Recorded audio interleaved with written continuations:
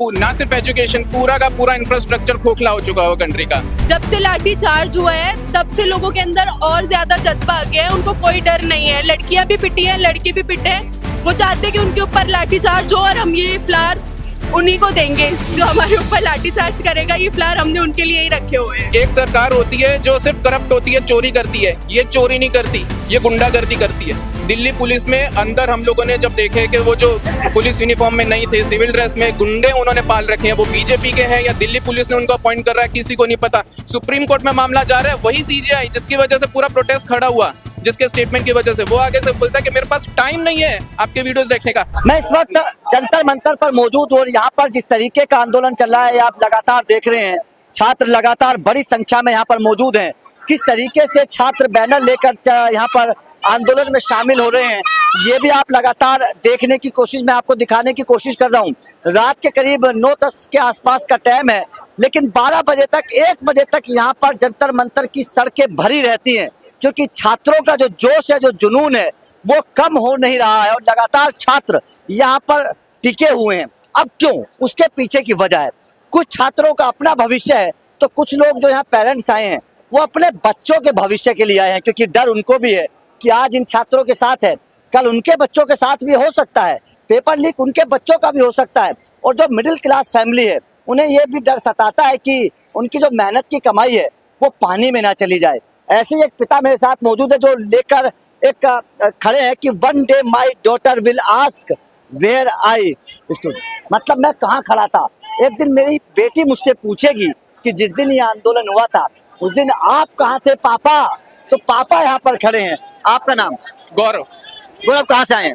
दिल्ली से, रोहिणी से। आप ये लेकर खड़े हैं, आप लिखा हुआ लेकर खड़े हैं, बहुत आगे की आप सोच रहे हैं कि एक दिन मेरी बेटी पूछेगी। जब बेटी पूछेगी तो क्या कहेंगे, क्या मन में है? यही है जो मैसेज है, क्योंकि मेरी बेटी 7 साल की है। अभी मेरे को ऐसा लग रहा है कि प्रोटेस्ट तो जेनजीज का है, पर इसका मतलब ये नहीं कि हम पार्टिसिपेट नहीं करेंगे, हम अपने बच्चों के लिए करेंगे, आने वाली जनरेशन के लिए करेंगे। मेरी बेटी अभी तो नहीं चीजें को समझेगी, 7 साल की है, लेकिन आने वाले टाइम में जब उसको भी इस तरह की प्रॉब्लम्स आएंगी, कंट्री में क्या प्रॉब्लम चल रही है एजुकेशन को लेके, कुछ भी उसमें अभी ना सिर्फ एजुकेशन, पूरा का पूरा इंफ्रास्ट्रक्चर खोखला हो चुका है कंट्री का। एजुकेशन एक एस्पेक्ट है, एक डिपार्टमेंट है, एक मिनिस्ट्री है जिसको हम लोग अभी पकड़ के रखे हैं, और इतनी ढीठ जनरेशन है कि ये लगता है कि इस्तीफा तो करा के रहेंगे। एटलीस्ट ये होगा, उसके बाद धीरे धीरे करके अकाउंटेबिलिटी, सवाल पूछे जाएंगे, चेंजेस आएंगे। तो ये सब कुछ मैं अपनी बेटी के लिए कर रहा हूँ। फिर कहते हैं कि शिक्षा जो है ना किसी देश की तकदीर बदलने के लिए बहुत जरूरी होती है। बिल्कुल। शिक्षित इंसान होगा तो सवाल अच्छे पूछेगा, बातचीत अच्छी करेगा, देश तरक्की करेगा। लेकिन शिक्षा को लेकर ही सवाल अब हिंदुस्तान में आकर खड़ा हो गया है। स्टूडेंट सड़कों पर हैं। क्या लगता है कि आपको इस वक्त शिक्षा की हालत कैसी है? ये सबसे ज्यादा जरूरी है, शिक्षा के ऊपर कुछ नहीं है, क्योंकि अगर एक जनरेशन आपकी पढ़ी लिखी निकल गई, उसके बाद बाकी सारे डिपार्टमेंट, सारे एस्पेक्ट, सब कुछ ठीक हो जाएगा कंट्री के अंदर। एजुकेशन आपको ठीक करनी पड़ेगी। एजुकेशन एक ऐसा डिपार्टमेंट है, अगर आप ठीक कर लिया, एक जनरेशन लगेगी, क्योंकि बहुत सारी प्रॉब्लम्स हैं, बहुत कुछ हो चुका है इस कंट्री के अंदर, बहुत सहन लिया, बहुत करप्ट कर लिया इन लोगों ने सिस्टम को, लोगों का ब्रेन वॉश कर लिया, माइंडसेट खराब कर लिया, इलेक्शन, सुप्रीम कोर्ट, सब कुछ। ऐसा नहीं है कि पब्लिक, नाम की डेमोक्रेसी है, कुछ भी नहीं हो रहा, नाम की डेमोक्रेसी है। आने वाले टाइम में एक बार एक एजुकेशन ठीक हो जाएगी, उसके बाद बच्चों, एक जनरेशन, उसके बाद सारी चीजें आने वाली जनरेशन खुद ठीक कर लेगी। हम नहीं करेंगे, हमारा टाइम तब तक निकल जाएगा, लेकिन ये आने वाली जनरेशन के लिए हम लोग प्रिपेयर करके जाएंगे कि उनके टाइम में सारी चीजें ठीक हो जाएं। बाकी वो सब कुछ खुद संभाल लेंगे अगर एजुकेशन ठीक हो जाती है। आप कब से आ रहे हैं यहाँ पे? मेरे को हो गए 4-5 दिन। आपने पुलिस का वो लाठीचार्ज भी देखा होगा? बिल्कुल, मैं यहीं पे था उस दिन। उस दिन यहीं पे थे।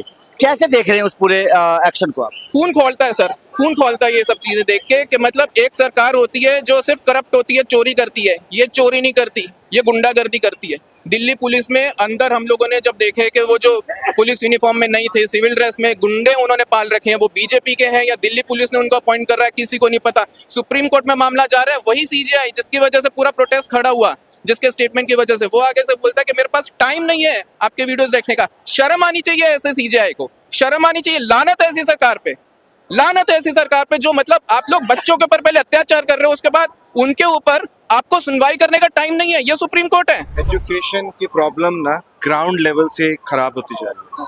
If you can see UP 24,000 around, मेरी फिगर गलत हो सकती है, बट इतने स्कूल्स बंद हुए हैं, इतने गवर्नमेंट स्कूल्स बंद हुए हैं जहाँ जाता कौन था, जहाँ जाते वो थे जो एजुकेशन अफोर्ड नहीं कर सकते। और उन्हीं की वजह से जो अफोर्ड कर सकते हैं उनके लिए वो और महंगी हो गई, बहुत ज्यादा। इस लेवल से उठते उठते ये टॉप लेवल जहां बच्चे नीट की प्रिपरेशन कर रहे हैं और ये पेपर जो लीक हुआ है, it's a heinous crime, heinous crime. We are just asking for resignation, but we should ask for that, कि उसको बीच चौराहे पे लटकाने का। अच्छा, आपने बात बोले कि चीफ जस्टिस के पास टाइम नहीं है वीडियो देखने का। टाइम तो प्रधानमंत्री नरेंद्र मोदी के पास भी नहीं है छात्रों के पास आने का। एक ट्वीट आया है कि हम उनको इंसाफ दिलाएंगे। क्या आपको भरोसा है कि मिलेगा इंसाफ? बिल्कुल भी नहीं सर, बिल्कुल भी नहीं। लेकिन भरोसा अपने ऊपर है, इस जनरेशन के ऊपर है। इनकी जो लगन के साथ लगे हुए, शिद्दत के साथ लगे हुए, इनके ऊपर भरोसा है, आने वाली जनरेशन के ऊपर भरोसा है कि ये करवा लेंगे।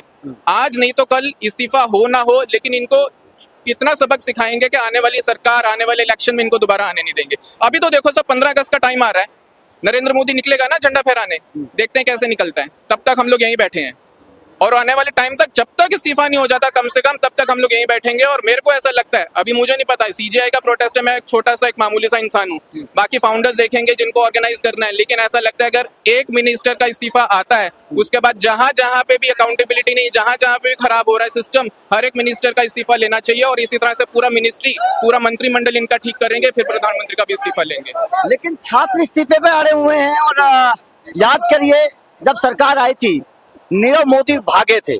राजनाथ सिंह का बयान था कि ये सरकार तो इस्तीफा नहीं देती, मंत्री इस्तीफा नहीं देते। तो क्या आपको लगता है इस्तीफा होगा? वो टाइम कुछ और था, अब आप देख रहे हो कि हवा कैसे बदल रही है। ये जब एजुकेशन के ऊपर बात आएगी, स्टूडेंट्स के पर्सनल मुद्दे के ऊपर बात आएगी, तो स्टूडेंट्स को पता है कि हम लोगों को कैसे ठीक करना है इस गवर्नमेंट को। प्रॉब्लम क्या है ना सर, अभी वो गवर्नमेंट वाली जो जनरेशन है वो एकदम ही पुरानी है। मैं मिलीनियल हूँ, लगता है गवर्नमेंट के जो है उसमें 60-70 साल के भी बुढ़े बैठे होंगे। लेकिन चलो ठीक है, कोई पढ़ा लिखा है, ज्यादातर तो अनपढ़ गंवा रही है मेरे को लगता है सरकार में। लेकिन इन लोग ना अभी एक वहम में, इल्यूजन में है, वो समझ ही नहीं पा रहे हैं कि ये प्रोटेस्ट किस तरह से चल रहा है। उनको डील करना नहीं आ रहा है अभी। इनको लग रहा है कि चलो ठीक है, कुछ दिन की बात है, इन लोग उठ जाएंगे, लाठीचार्ज करेंगे, डर के भाग जाएंगे। 20 तारीख को जो लाठीचार्ज हुआ उसके बाद डर खत्म हो चुका है सर, डर खत्म हो चुका हुआ है। 21 तारीख को अगर आपने देखा होगा तो पुलिस डर के पीछे भाग रही है।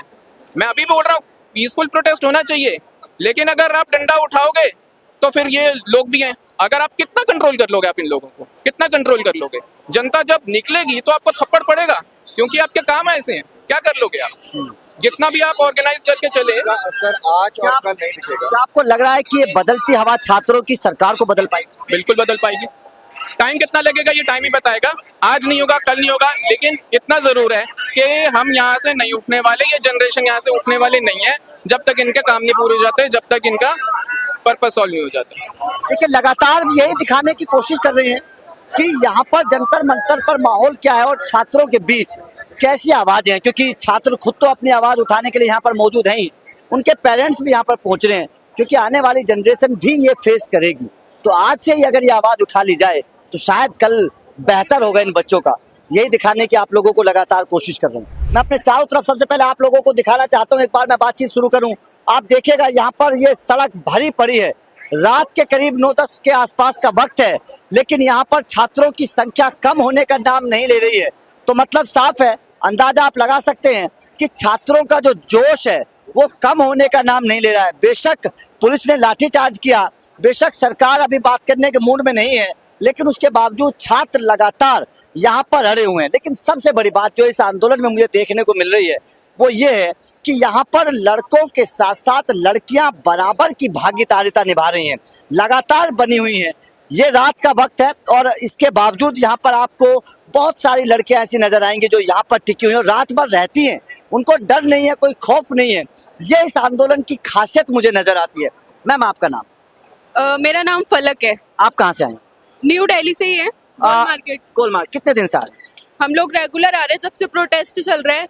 क्या सोचकर आप रोज आते हैं यहाँ पर? आपके मन में क्या बातें? हमारे मन में यही चल रहा है, जो ये छात्र यहाँ पर कर रहे हैं प्रोटेस्ट, उनकी सारी डिमांड्स पूरी होनी चाहिए। जो उन्होंने 3 डिमांड्स रखी है, और धर्मेंद्र प्रधान जी को इस्तीफा दे देना चाहिए। जब से ये लोग बेचारे बारिश हो, धूप हो, जो मर्जी हो, सब में लगे हुए हैं यहाँ पे कंटिन्यू, सिर्फ इसी वजह से कि आगे हमारा फ्यूचर ब्राइट हो जाए, आगे ऐसे ही जेंजी को प्रॉब्लम उठानी ना पड़े जैसे इस टाइम पर ये लोग उठा रहे हैं। और जब से लाठी चार्ज हुआ है तब से लोगों के अंदर और ज्यादा जज्बा आ गया है, उनको कोई डर नहीं है। लड़कियां भी पिटी हैं, लड़के भी पिटे हैं, वो चाहते हैं कि उनके ऊपर लाठी चार्ज हो और हम ये फ्लावर उन्हीं को देंगे जो हमारे ऊपर लाठीचार्ज करेगा। ये फ्लावर हमने उनके लिए ही रखे हुए हैं। अब आप सोचिए कैसे ये बच्चे, कैसे ये स्टूडेंट पुलिस पर लाठीचार्ज कर सकते हैं। फूल दे रहे हैं पुलिस को और पुलिस बोलते हैं कि ये हमें मारते हैं।